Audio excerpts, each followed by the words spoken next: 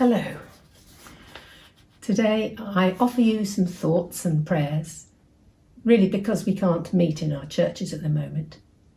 Today we're going to be thinking about pausing, whether we choose to or not. This is a strange time. Many of us are staying in our homes, not meeting people, trying to follow rules that seem quite alien to us. We're sociable people, we want to meet up with family and friends. So how do we cope with this? My mind went back to a book that I read after 9/11 by Rowan Williams. A little book called Writing in the Dust.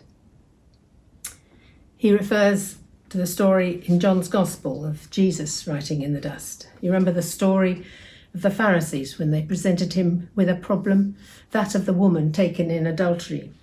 They were trying to catch him out. His response is to bend down and write in the dust. What was he doing? Rowan Williams sees it as purposeful hesitation. Gives Jesus time to think, to reflect on his answer. And Rowan himself, in the States there, just after the disaster of the towers, needed time to think.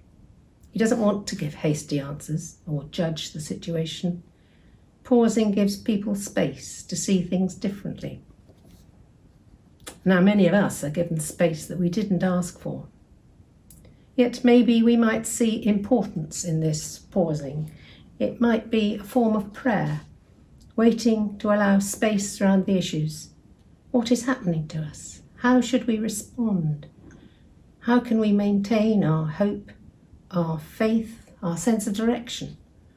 Or maybe we might turn a little, see new ways to think, new ways to live.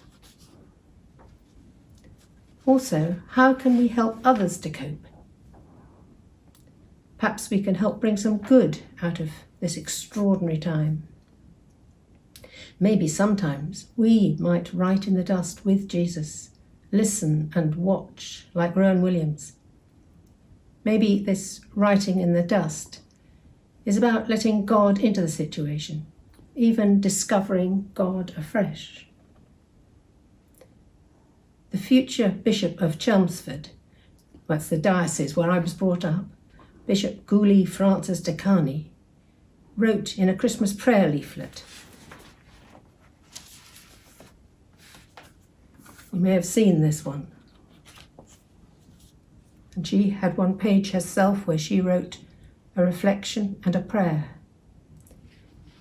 And in the reflection she wrote, "The incarnation is a constant reminder that Jesus, who is Emmanuel, which is God with us, of course, Jesus offers inner serenity and calm even in the most traumatic of circumstances.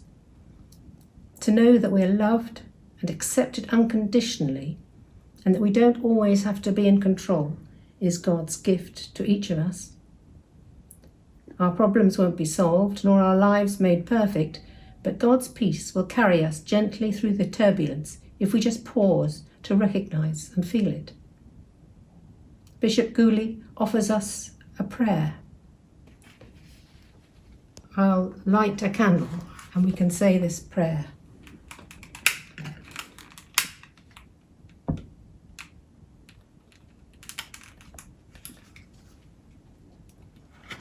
God of peace, in moments of calm and silence, you help us to pause and see afresh.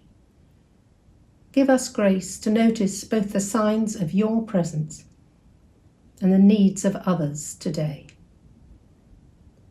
Amen. Pausing and reflecting will mean different things to each of us. Some will find somewhere quiet to sit and reflect, maybe light a candle. Some will let the cat climb on their lap and stroke quietly. Others will step outside and walk into the field, watch the sheep or look up at the hills. Others may knit or draw. I find it quite hard to stop and be still, and often I take a pen and start to write. Whatever helps you to still your mind, pause your activity for a little while and let God in. But maybe your life is over busy now with children, pets, work, bills, and telephone calls.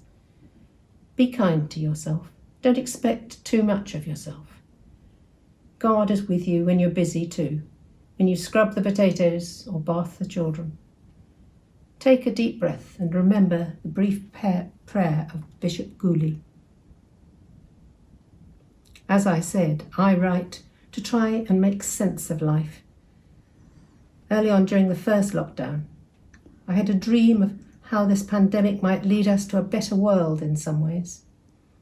I wrote a poem in a moment of hope to try and see some ways in which we might become better, more connected, more caring people. We might learn how to love one another better and to take more care of all the things we do day by day.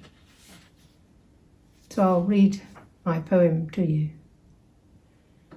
One day we'll step out of doors, walk down the street, meet our friends, share a cup of coffee and a chocolate cake. One day we'll play football, build a fire, roast potatoes, sing a shanty, climb a mountain. We'll open wide church doors. One day we'll cry for the lost, remember the stillness and separation with due respect. Carry the candle of calm into our daily lives. Watch with joy as petals open, birds build their nests, bumblebees fly from flower to flower. We'll remember to stop, be still, cherish birdsong and new blossom. We'll cook and converse with new care, study and travel with eyes open. We'll pray and praise with new vigour. We'll break bread with fresh delight. We'll message, email and Zoom with new respect, with love and diligence. Together with friend and stranger, we'll know our deep humanity, our links across waves and mountain. We'll hold hands and share vision. One day we'll remember and share, carry the candle of calm into daily life, respect the stranger, cry for the lost. One day we'll celebrate our whole world.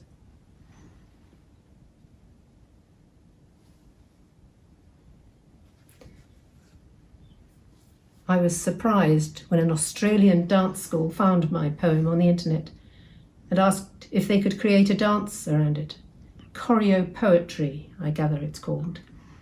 Their city of Melbourne was just coming out of lockdown, and they felt in need of some encouragement, poetry, dance, and some sense of what life might be like in times to come.